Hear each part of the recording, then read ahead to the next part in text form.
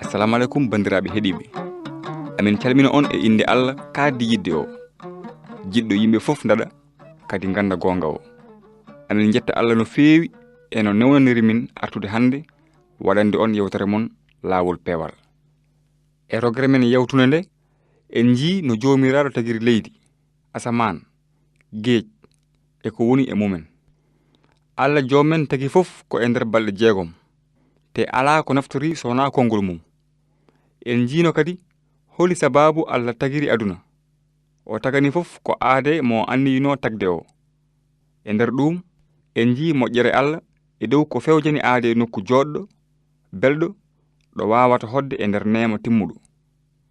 Hande noon en ganni yima wittude e bindi he mbele eɗen ganda no Allah tagiri neɗɗo gadano o. Ma en ƴeew kadi hol sababu Allah tagiri neɗɗo. E nder deftere tawrete adande nde e simore adande nde e aya 26 he Allah wi mbaɗen neɗɗo nandinen ɗum e men yo jiim e liɗɗi ndiwri jawdi e kala kullel ladde yantude e kala ko ɓuñata e dow leydi. Allah tagi neɗɗo o nandini ɗum e makko o tagiɓe gorko e debbo. ɗum rokki en oɗo gonga luggo kewɗo mana no feewi, gonga mo yimɓe fof poti andude. Allah tagi neɗɗo gadana o ko e mbaadi mum. Holko ɗum firti? Wadde selli laaɓi ko neɗɗo ɓuri dendagal tagore Allah fayida, sabu ko neɗɗo tan Allah tagi e mbaadi mum. Ala e tagore he ko neɗɗo fondate, sabu Allah tagi mo ko e mbaadi mum. On gonga noon ina huufi gongaji goɗɗi kewɗi. Nden noon jurnitoɗen ɗum seeɗa ha mbawen firde aya biɗo Allah tagi neɗɗo o nandini ɗum e makko. E simore ɗimmere nde e aya mum 7 he ɗum ɗo ina tawe hen.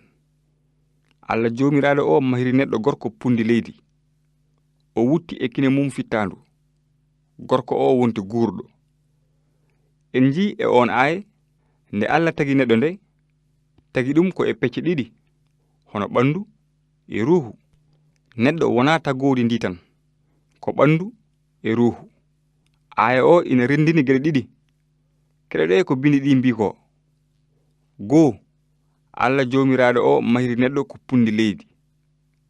2, Allah wutti e kine makko fittandu. Neɗɗo o wonti guurɗo. Nden noon nde Allah tagata neɗɗo nde adi tagde ko ɓandu ndu. Manam Allah mahi koɗirka ɗo loowi ruhu neɗɗo o. Mbele aɗa andi ko ɓandu ma woni galle ma ɗo ruhu ma hoɗi? Ko ɗum woni ko bindi ɗi kaali. Ɗi mbi e wonde ɓandu ndu ɓoriɗen e aduna ndu wayi kono tillisa ni. Wadde en jii Allah adino tagirde ɓandu ko mbele ruhu ina hoɗa hen. Holno Allah tagiri ɓandu neɗɗo? Bindi ɗi mbi Allah ñiɓɗo ha abada o ƴetti pundi leydi tagi mo. E oɗo saha mo gonɗen hande eɗen gandi pundi leydi ina waɗi ko foti no leƴƴi 20 ko wiyete produit chimique. Joom gande en heroriɓe ɓandu ɓe kolliri ɗum. Leƴƴi 20 fof ma tawe e ɓandu neɗɗo.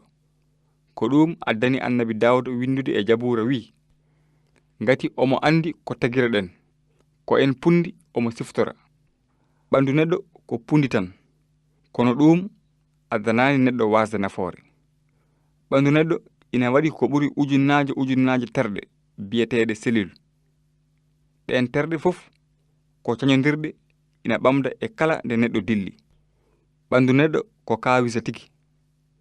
Allah waɗi e ɓandu ngandi, ɓernde, haɗande, kuuce, heñere, tekteki, ƴiye, teewu, nguru, ɗaɗi, gite, noppi, kine, hunuko, wondude e terɗe goɗɗe kewɗe no feewi.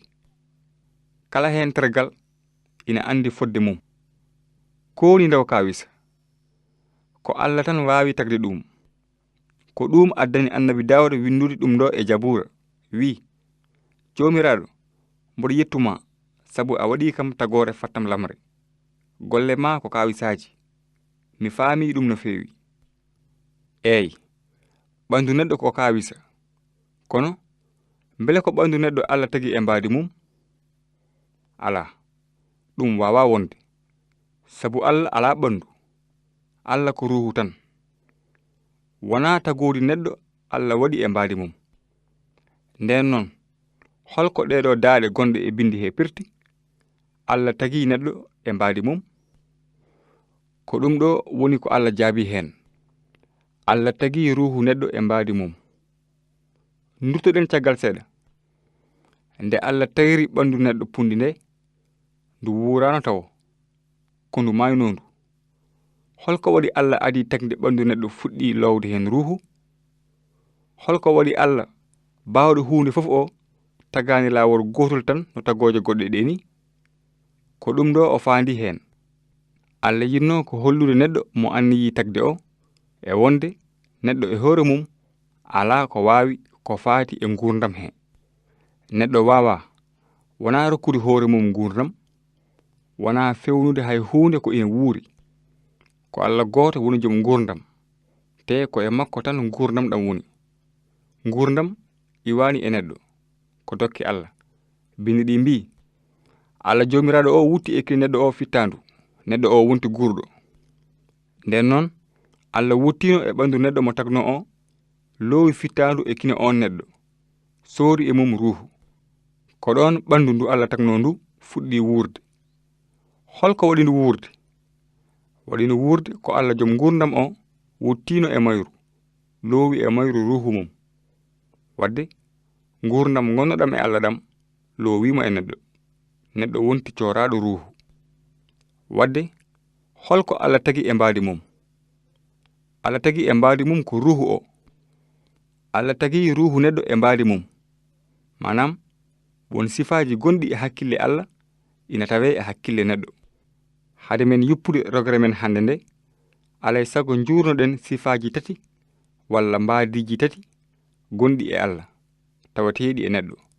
So en berlima miijoji men e mbaadiji tati ɗi Allah rendi e neɗɗo ɗi, ma en ɓeydo famde ko janguɗen ko firti. Mbaadiji tati ɗi Allah lowi e ruhu neɗɗo ɗi nani. Goo, Allah rokki neɗɗo hakkille, mbele neɗɗo ina wawa andude Allah. Ɗiɗi, Allah rokki neɗɗo ɓernde, mbele neɗɗo ina wawa yidde Allah. Tati, Allah rokki neɗɗo sago, mbele neɗɗo ina wawa ɗoftade Allah. Hono no Allah jogori hakkille, ɓernde e sago ni, ko noon Allah lowiri e neɗɗo hakkille, ɓernde e sago. Berloɗen hen seeɗa miijoji men. Ko adi fof Allah rokki neɗɗo hakkille, mbele neɗɗo ina wawa andude Allah, wawa miijade hono no Allah wayi. Sabu Allah yinno ko hakkunde mum e neɗɗo wela. So en tari gurdam annabi Ibrahima, ma en ji Allah innirimo sehil Allah. Ibrahima ina anduno Allah no fewi, kadi hakkunde mum e Allah ina luggitno, ina welno. Kono konngol Allah ngol ina holla en wona Ibrahima tan jogi bawɗe wonde sehil Allah. Enenne kay eɗen mbawi wonde sehilaɓe Allah. Allah yiɗi ko hakkunde mum e men luggida, wela. Ko ɗum watnomo lowde e ruhu neɗɗo hakkille bawɗo yadude e hakkille makko. Eɗen mbawi to girde haala men ka ngal ɗo namnal gotal. Holko neɗɗo serti e kullel? Neɗɗo serti e kullel ko hakkille. Neɗɗo ina jogi hakkille. Kullon kon non ngala. Holko waɗi kullon kon mbawa heɗade yewtere men hande nde? Kon mbawa ɗum sabu kon jiida e men hakkillaji. An non, holko addanma wawde heɗade yewtere men hande nde? Waɗi ɗum ko aɗa jogi hakkille jaadowo eɗi amen ɗi. Hono noon Allah lowi e neɗɗo hakkille bawɗo yaadude e mo mumo. Kono ɗum fotani addande en miijade ko hakkillaji men e hakkille Allah poti. Muk hakkille Allah ina luggiɗi, gandal mum ina heewi haa diwti hakkille aade. Kono noon Allah rokki neɗɗo hakkille luggo, cembolinɗo, mbele ina wawa jokkodirde e Allah. Allah yiɗa neɗɗo waya no kullel ni, sabu kullel wawa andude Allah muk. Kullel ina jogii hunuko, kono wawa yettude Allah e ko rokkata ɗum nguura ko. Kullel ina jogii gite, kono wawa yurnade konngol Allah ngol. Ina jogii noppi, kono wawa nande hay hunde ko faati e sago jomiraɗo o. kono an neɗɗo mo Allah tagi e mbaadi mum aɗa waawi yurnade konngol Allah ngol haa ganda Allah ñiɓɗo haa abada o e hoore mum. Kadi ganda holko woni sago makko e ngurdam ma, te kala jaɓɗo laawol peewal ngol Allah lelningol ma jokkodiral belngal won hakkunde mum e Allah haa abada. Eey, Allah rokkirma hakkille ko mbele aɗa waawa andude ɗum. Ina woodi goɗɗum ko Allah loowi e ruuhu neɗɗo te tagi ɗum e mbaadi mum, manam ɓernde.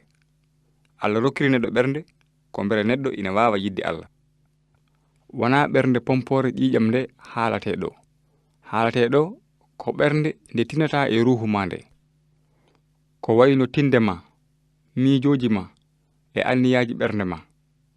Allah rokki neɗɗo ɓernde yirondirde e ɓernde mum.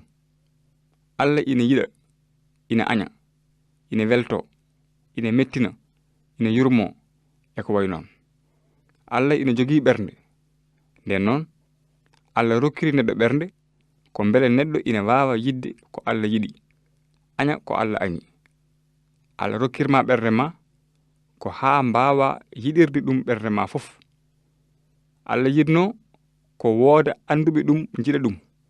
Ko ɗum waɗi o tagi neɗɗo e mbaadi makko, o rokki ɗum hakkille e ɓernde. Ina woodi kadi goɗɗum ko Allah rokki neɗɗo mo tagi e mbaadi mum o, manam sago. Allah loowi e ruuhu neɗɗo sago mbele ina waawa suɓaade ɗoftaade ɗum. Allah e hoore mum ina woodi sago e baawɗe suɓaade wadde huunde walla ala.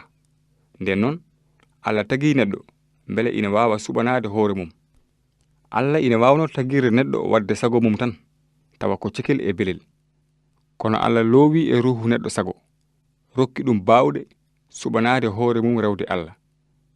Allah yiɗaano neɗɗo wona masin tan, manam o tagiraani neɗɗo no naangi ni, ange fuɗa, ange muta ñande fof, teenge alaa heen feere.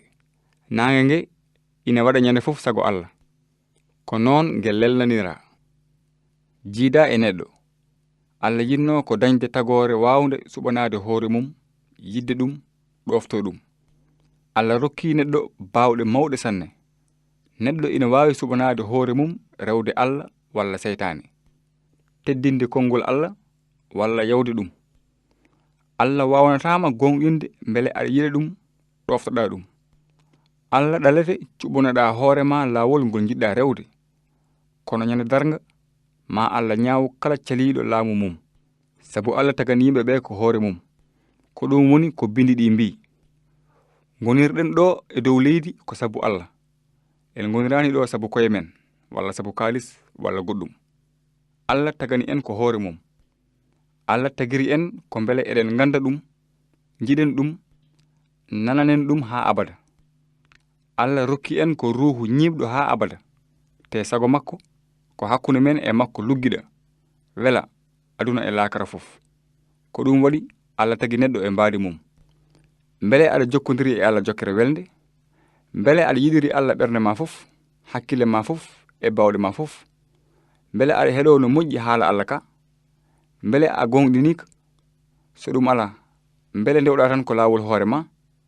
Bindi ceniɗi ɗi mbi ko jomiraɗo Allah men o tan woni jomiraɗo. Yiɗir jomiraɗo Allah ma ɓernde ma fof, fitandu ma fof, hakkille ma fof e doole ma fof. Nden noon bandiraɓe, ko ɗo min kadata e mon hande. Amin jetta on sabu keɗogol mon. Amin mbayno on haa laawol gongol e yewtere men arore. So weli Allah ma en ɓeydu ko fayti e neɗɗo gadano o, te ma en jurno no Allah tagiri debbo gadano o. Ɗum noon haa laawol gongol yo moƴƴere Allah wone mon. Ciftore ɗum ɗo ko adi ko ɓuri fayodinde e dendagal ko Allah yamiri. Yiɗir jomiraɗo Allah ma ɓernde ma fof, fittandu ma fof, hakkille ma fof e doole ma fof.